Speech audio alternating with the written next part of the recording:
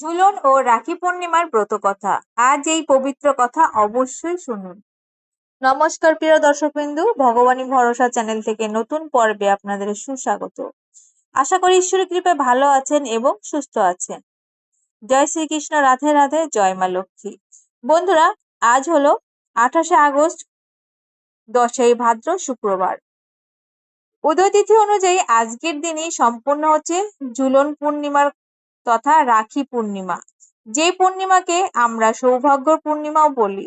এর পাশাপাশি আজ খণ্ডগ্রাস চন্দ্রগ্রহণ সংঘটিত হয়েছে। যদিও ভারতীয় সময় অনুসারে দিনের বেলা এই চন্দ্রগ্রহণ সংঘটিত হওয়ার এই চন্দ্রগ্রহণ কোনো প্রকার প্রভাব এখানে থাকছে না। আজ যে কোনো প্রকার পুজো, ব্রত, উপবাস বা বিভিন্ন প্রকার মাঙ্গলিক অনুষ্ঠানের ক্ষেত্রে কোনো প্রকার বাধা নেই। আপনি নির্বিঘ্নে এই সমস্ত কিছুই করতে পারবেন। বন্ধুরা, আজ এই সৌভাগ্য পূর্ণিমার দিনে মা লক্ষ্মীর আরাধনা করুন।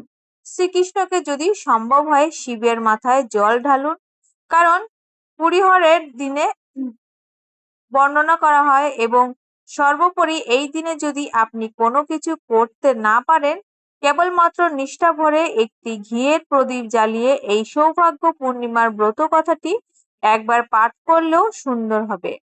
মা লক্ষ্মীর কৃপায় আপনার ও আপনার পরিবারের সদা মঙ্গল হবে। আশা করি দর্শক বন্ধুরা এই ব্রত কথাটি শ্রবণ করে আপনাদের ভালো লাগবে। তো শুরু করছি মা লক্ষ্মী সৌভাগ্যের পূর্ণিমা তথা রাখি পূর্ণিমা তথা ঝুলন পূর্ণিমার ব্রত কথা। জয় মা লক্ষ্মী। এক দেশে এক গরিব বিধবা ব্রাহ্মণী বাস করত। তার একটি মাত্র ছেলে ছিল। সংসারে তাদের বড় দুঃখ। ব্রাহ্মণী চরকায় সুতো কাটতো, আর সেই সুতো বিক্রি করে যা পেত তাতেই কোনো রকম তাদের খাওয়ার পড়া চলতো। তাদের কুড়ে ঘরের সামনে পুকুর পাড়ে একটি খুব বড় অশ্বত্থ গাছ ছিল। ব্রাহ্মণীর ছেলেটি খাওয়া দাওয়ার পর রোজ সেই গাছের তলায় বসে খেলতো। একদিন ছেলেটি দেখলো ক্ষীরওয়ালা ক্ষীর বিক্রি করতে সেই দিন আসছে। ক্ষীর দেখে ছেলেটির ক্ষীর খাওয়ার খুব ইচ্ছা হলো, কিন্তু ক্ষীর কেনার পয়সা কোথায়? সে তখন ক্ষীরওয়ালাকে দাঁড়াতে বলে তার মায়ের কাছে গিয়ে ক্ষীর কেনার জন্য পয়সা চাইলো। মা পয়সা পাবে কোথায়? তবুও অমনি খুঁজে পেয়ে সুতো কাটার চুপড়ির ভেতর চার করা পড়ে মা তাই ছেলেটিকে দিল। ছেলেটি তখন দৌড়ে সেই চার কড়া দিয়ে তাকে ক্ষীর দিতে বলল। ক্ষীরওয়ালা ছেলেটাকে দেখে কেমন যেন দয়া হলো। সে কিছু না বলে একটা ভাঁড়ে ক্ষীর দিয়ে তাকে দিয়ে চলে গেল। ছেলেটি ক্ষীর খাওয়ার জন্য অশ্বত্থ গাছের তলায় গিয়ে বসলো। সেই অশ্বত্থ গাছের উপর এক পেঁচা পেঁচির বাস ছিল। তারা তাদের দুটি ছানাকে বাসায় রেখে চড়তে বেরিয়েছিল। এরই মধ্যে তাদের ছানা দুটি খিদের জ্বালায় ছেলেটির ক্ষীর মুখে তুলতে গিয়ে তাদের কান্না শুনতে পেল। আহা, ছানা দুটো নিশ্চয়ই খিদে পেয়েছে। এই কথা মনে হতে এসে গাছে উঠে ছানা দুটিকে বেরিয়ে এনে বেশ খানিকটা ক্ষীর তাদের খাইয়ে দিয়ে আবার তাদের বাসায় তুলে দিয়ে এলো। সন্ধ্যার সময় পেঁচা আর পেঁচি তাদের বাসায় ফিরে এসে দেখলো যে ছানারা বেশ চুপচাপ রয়েছে।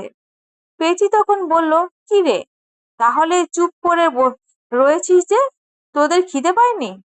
তখন তারা তাদের মায়ের কাছে বলল যে ওই গরিব ব্রাহ্মণের ছেলে আজ আমাদের খুব ক্ষীর খাইয়েছে, তাই আজ আমাদের খিদে নেই।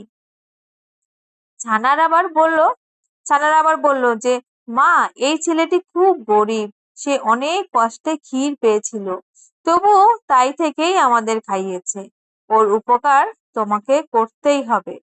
পেঁচি বলল, বেশ, ওদের যাতে আর দুঃখ না থাকে তার ব্যবস্থা আমি নিই। এবার যখন ছেলেটি উঠে গেছে তখন ছানাদেরকে বলবি যে ভোরে এখানে আসতে, তাহলে হবে। পরের দিন ছেলেটি আবার বিকেলে যখন খেলতে এলো তখন পেঁচা আর পেঁচির ছানা দুটি তাকে ভোরে আসতে বলে দিল। পেঁচা পেঁচির ছানারা কথা মতো পরের দিন ছেলেটি ঠিক ভোরে এসে উপস্থিত হলো। ছেলেটিকে দেখে পেঁচাপেচি তাকে বলল, দেখো বাছা, তুমি আমাদের ছানাদের ক্ষীর খাইয়ে আমাদের খুব উপকার করেছো, তাই আমরাও তোমার উপকার করতে চাই। তোমাকে আজ আমরা এক জায়গায় নিয়ে যাব, সেখানে অনেক ধনরত্ন দেখতে পাবে এবং সেই ধনরত্ন তারা তোমাকে দিতেও চাইবে। কিন্তু তুমি বলো যে ধনরত্ন আমার কিছুই চাই না, আমি শুধু তিল ধুবড়ি চাই। এখন আমরা পিঠের উপরে উঠে চোখ বুজিয়ে বসে থাকো। ছেলেটি তখন পেঁচির পিঠের উপর চোখ বুজে রইল। পেঁচি তখন তাকে নিয়ে উঠতে উঠতে স্বর্গে লক্ষ্মী নারায়ণের কাছে গিয়ে হাজির হলো। পেঁচি এবার তাকে চোখ খুলতে বলল। ছেলেটি চোখ খুলতেই দেখলো একটি সোনার সিংহাসনে লক্ষ্মী নারায়ণ বসে আছেন। সে তখনই মাটিতে মাথা ঠেকিয়ে তাদের প্রণাম করলো। লক্ষ্মী তখন বললেন, বাছা, তুমি কে? কোথায় থাকো? এখানে কেন এসেছো? আর কি চাও তুমি? ছেলেটি বলল, মা, আমরা গরিব, আমাদের দুঃখ ঘুচিয়ে দাও। মা লক্ষ্মী তখন তাকে স্বর্গের ধনভাণ্ডার দিয়ে গেলেন এবং তার যা যা নিতে ইচ্ছে হয় তিনি নিতে বললেন। ছেলেটি তখন বললেন, না মা, আমি এসব কিচ্ছু নিতে চাই না, আমার তিল ধুপড়ি দাও। মা লক্ষ্মী তখন হেসে বলল, আচ্ছা, এই নাও তিল ধুপড়ি, ঠিকই তো, খুব ভক্তি করে পুজো করবে, তাহলেই তোমাদের আর কোনো দুঃখ থাকবে না। ছেলেটি আবার লক্ষ্মীনারায়ণের প্রণাম করে পেঁচির পিঠে চড়ে চোখ বুজে বসে রইল। পেঁচিও অল্প সময়ের মধ্যে তাকে সেই অশ্বত্থ গাছের তলায় নিয়ে নামিয়ে দিল। ছেলেটি তখনই ছুটে বাড়িতে গিয়ে তার মাকে সমস্ত কথা জানালো। ব্রাহ্মণী দেখলো তার পরের দিনই হাতি মাসে বৃহস্পতিবার। সে তার কালম বিলম্ব না করে লক্ষ্মী পুজোর আয়োজন করলো। সকালবেলা স্নান করে শুদ্ধ হয়ে ব্রাহ্মণী খুব ভক্তি ও নিষ্ঠার সঙ্গে তিল ধুবড়ির পুজো করলো। এরপরই তাদের উপর মা লক্ষ্মী দয়া হলো। তাদের কুঁড়ে ঘরের জায়গায় সুন্দর পাকা দালান হলো।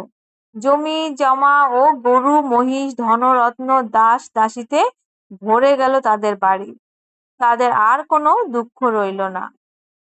এদের এইরকম অবস্থা বদলে যাওয়ার খবর পেয়ে দেশের রাজা ভাবছেন যে তারা কি করে এত ধনসম্পদ পেল, নিশ্চয়ই কোথাও ডাকাতি করে এইসব করেছে। রাজা তখন তাদের বাড়িতে লোক পাঠিয়ে তাদের সমস্ত জিনিসপত্র লুটপাট করে নিয়ে গেলেন। সেই সঙ্গে মা লক্ষ্মীর তিল ধুবড়িও রাজার বাড়িতে চলে গেল, কিন্তু সেটা রাজাকে দেওয়া হলো না। এদিকে তিল ধুবড়ি চলে যাওয়ার ফলে ব্রাহ্মণীর আগের মতো অবস্থা আরম্ভ হলো। আর চরকায় ফোটকাটা ছেলেটি কিন্তু আবার এরপর তখন ছেলেটি দৌড়ে এসে পেঁচি আবার দৌড়ে গিয়ে ছেলেটির পিঠে করে মা লক্ষ্মীর কাছে দিয়ে গেল। মা লক্ষ্মী ছেলেটিকে বললেন, আমি আগেই সব জেনেছি, এই নাও তিল ধুপড়ি, আবার তোমাকে দিলাম। এবার খুব সাবধানে রেখে এর পুজো করো, এবার যেন আর কেউ যেতে না নিতে পারে। ছেলেটি মা লক্ষ্মীকে প্রণাম করে তিল ধুপড়ি নিয়ে পেঁচির পিঠে চড়ে ফিরে এলো। তারপর ব্রাহ্মণী আবার খুব যত্ন ও প্রত্যেক করে তিল ধুপড়ির পুজো করলো। তাদের আগেকার মতো ঐশ্বর্য আবার ফিরে এলো। রাজা এবার তাদের ঐশ্বর্য হয়েছে দেখে আশ্চর্য হলেন। তিনি আর দেরি না করে এবার ব্রাহ্মণের ছেলেটিকে সঙ্গে তার মেয়ের বিয়ে দিলেন। ব্রাহ্মণী তখন আর আনন্দ ধরে না। এভাবে বেশ কিছুদিন কেটে যাওয়ার পর স্বর্গ থেকে ব্রাহ্মণীর ডাক এলো। ব্রাহ্মণী তখন ছেলে বৌমাকে কাছে ডেকে বলল, বৌমা, আমি এবার চলে যাচ্ছি। শুনে রাখো, ভাদ্র কার্তিক পৌষ আর চৈত্র মাসে খুব ভক্তি সহকারে মা লক্ষ্মীর পুজো করবে। ছড়া ঝাড় গঙ্গা জল আর টুটুনিতে কোনোদিন ভুলো না, তাহলে এই বংশ কোনো দুঃখ কষ্ট থাকবে না। এই বলে ব্রাহ্মণী স্বর্গে চলে গেলেন। তারপর থেকে ব্রাহ্মণের ছেলে বৌমা ব্রাহ্মণীর কথা মতো প্রত্যেক ভাদ্র কার্তিক পৌষ এবং চৈত্র মাসে বৃহস্পতিবার দিন মা লক্ষ্মীর পুজো করতে লাগলেন। তারা লক্ষ্মীর মাহাত্ম্যর কথা চারিদিকে প্রচার করেছিলেন। এভাবেই বৃহস্পতিবার দিন মা লক্ষ্মীর পুজো প্রচার হলো। এই ভাদ্র, কার্তিক, পৌষ এবং চৈত্র মাসের প্রত্যেক বৃহস্পতিবার দিন মা লক্ষ্মীর এই নিষ্ঠা ও ভক্তি সহকারে পুজো করা যায়, তাহলে মা লক্ষ্মী চিরদিন সংসারে বিরাজ করেন। সেই সংসারে আর কোনো প্রকার অভাব থাকে না। মা লক্ষ্মীর কৃপায় তাদের সমস্ত দুঃখ কষ্ট দূর হয়। আশা করি দর্শকবিন্দু এই গুরুত্বপূর্ণ কথাটি শ্রবণ করে আপনাদের ভালো লেগেছে।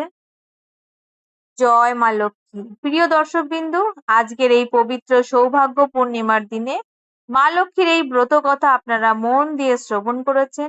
বিশ্বাস ও ভক্তি ভরে মা লক্ষ্মীর নাম স্মরণ করলে মায়ের কৃপা ও আশীর্বাদ আমাদের সকলের জীবনে সুখ, শান্তি ও সমৃদ্ধিতে ভরিয়ে তুলুন। এই আমাদের একান্ত প্রার্থনা। মা লক্ষ্মীর চরণে প্রার্থনা করি আপনাদের ঘরে যেন কখনো অশান্তি না আসে, সংসারে যেন সুখ শান্তি বজায় থাকে, অভাব অনটন দূর হয় এবং আপনার পরিবারের প্রত্যেক সদস্যের উপর মায়ের আশীর্বাদের ছায়া সর্বদা বিরাজ করে। মা লক্ষ্মীর কৃপায় আপনাদের ঘর ভরে উঠুক ধন সম্পদে, ভালোবাসায়, আনন্দে ও মঙ্গলময় জীবনের সমস্ত দুঃখ কষ্ট দূর করে মা লক্ষ্মী আপনাদের সকলের মনোবাঞ্ছা পূর্ণ করুন। যদি আজকের এই পবিত্র ব্রত কথাটি আপনাদের ভালো লেগে থাকে এবং মনে ভক্তির অনুভূতি জাগিয়ে থাকে, তাহলে অবশ্যই ভিডিওতে একটি লাইক করবেন। আপনাদের মনে মা লক্ষ্মীর প্রতি ভক্তি ও বিশ্বাস রয়েছে তা কমেন্টে মাধ্যমে জানাবেন। কমেন্টে ভক্তিভরে লিখুন, জয় মা লক্ষ্মী। মা লক্ষ্মী সকলের মঙ্গল করুন। আপনার একটি ছোট্ট লাইক ও কমেন্ট আমাদের জন্য অনেক বড় উৎসাহ। তাই মা লক্ষ্মীর এই পবিত্র ব্রত কথাটি যদি আপনাদের ভালো লেগে থাকে, তাহলে আমাদের প্রিয়জন, আত্মীয় স্বজন ও বন্ধুদের সঙ্গে অবশ্যই শেয়ার করবেন। হয়তো আপনাদের একটি শেয়ারের মাধ্যমে অন্য কোনো ভক্ত মা লক্ষ্মীর এই পবিত্র ব্রত কথা শ্রবণ করার সুযোগ পাবেন। আর আমাদের এই পরিবারের সঙ্গে যদি এখনো যুক্ত না হয়ে থাকেন, তাহলে এখনই আমাদের চ্যানেলটি সাবস্ক্রাইব করে পাশে থাকা নোটিফিকেশন বেল আইকনটি ক্লিক করে রাখবেন। কারণ আগামী দিনের আমরা আপনাদের জন্য নিয়ে আসবো বিভিন্ন পবিত্র ব্রত কথা, পুজোর নিয়ম, ধর্মীয় কাহিনী ও ভক্তিমূলক ভিডিও। তাই আমাদের এই ছোট্ট ভক্তি পরিবারের সঙ্গে সব সময় যুক্ত থাকবেন। সবশেষে মা লক্ষ্মীর চরণে একটাই প্রার্থনা, মা আপনার কৃপা যেন আমাদের সকলের উপর থাকে, প্রত্যেকের ঘরে সুখ শান্তি আসুক, সমৃদ্ধি আসুক, সকলের দুঃখ কষ্ট দূর হোক, সকলের মনোবাঞ্ছা পূর্ণ হোক। আপনার আশীর্বাদে প্রতিটি সংসারে ভালোবাসা ও মঙ্গলময়তায় ভরে উঠুক। জয় মা লক্ষ্মী, জয় লক্ষ্মী নারায়ণ। সকলের মঙ্গল হোক। হরিনাম স্মরণ করুন। জয় মা লক্ষ্মী।